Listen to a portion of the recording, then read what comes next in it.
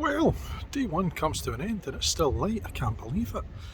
This is unlike any other day in the Fringe that I've had up till now. This is Chamber Street. I'm just on the steps of the National Museum of Scotland, and normally all round this area here would be filled with coaches waiting to take people back from the tattoo, but for the second year in a row the tattoo has been cancelled, so there's no coaches here and it's not quite deserted, and there are people going in and out of shows and so on, but this is the point at which, according to the Ed Fringe app, I couldn't see any more.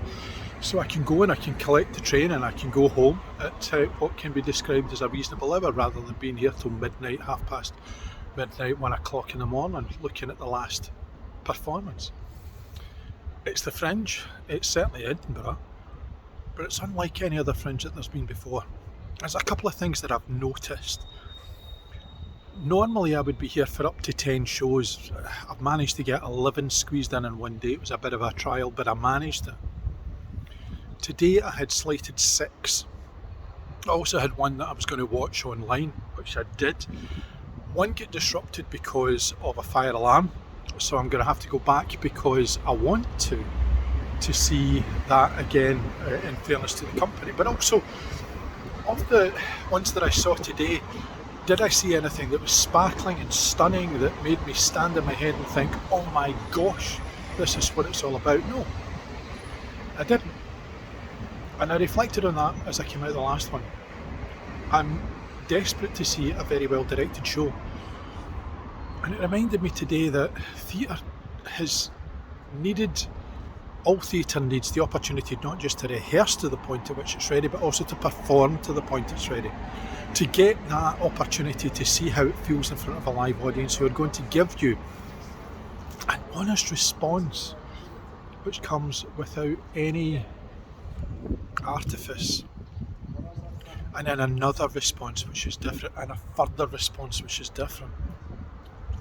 Much of what I've seen today, apart from I think one, has not had that opportunity, is new work, which is in essence what the Fringe should be about, I suppose.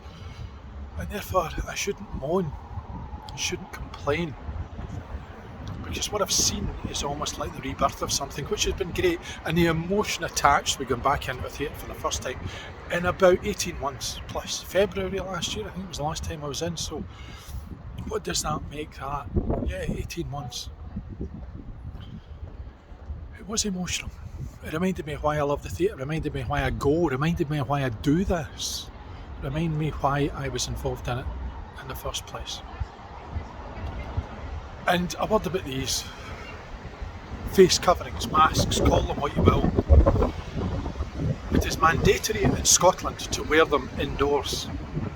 And I saw many today who were not point blank refusing, but as soon as eyes were off them, off they came. I don't just wear the mask because I want to protect me and my loved ones. I wear the mask because I'm going to meet people who are seeing hundreds of people at me, dozens of people at me, who therefore their risk is greater, much greater than mine. And out of respect for them, I will always wear the mask, wear the face covering, because their job is just as vital, just like the people who today have managed to get me tickets for things, as those who are on the stage.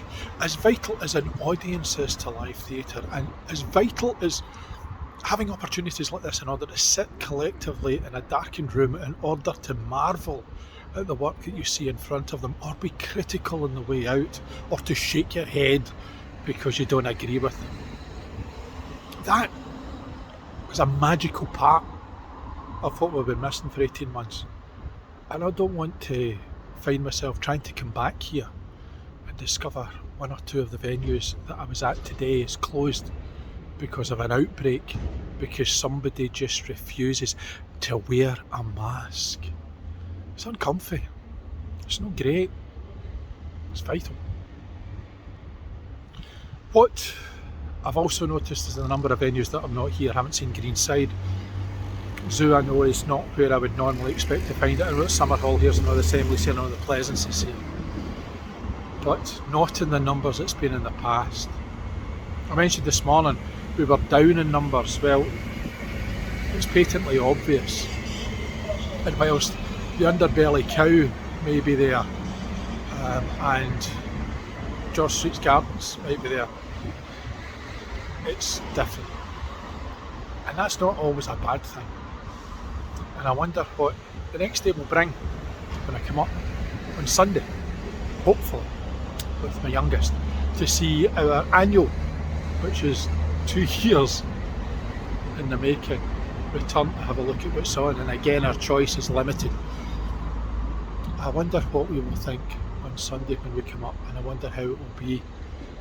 But certainly the things that I've missed are foreign voices round about me, is to hear the rich tapestry of people's opinions as they leave venues in a multiplicity of languages and accents. But what has been good today is to see the number of venues where they have been almost full.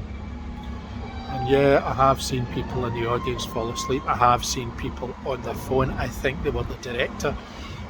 I find that quite unforgivable. But also, people walking out. Great. At least it's given us something debatable. Till the next time, bye for now.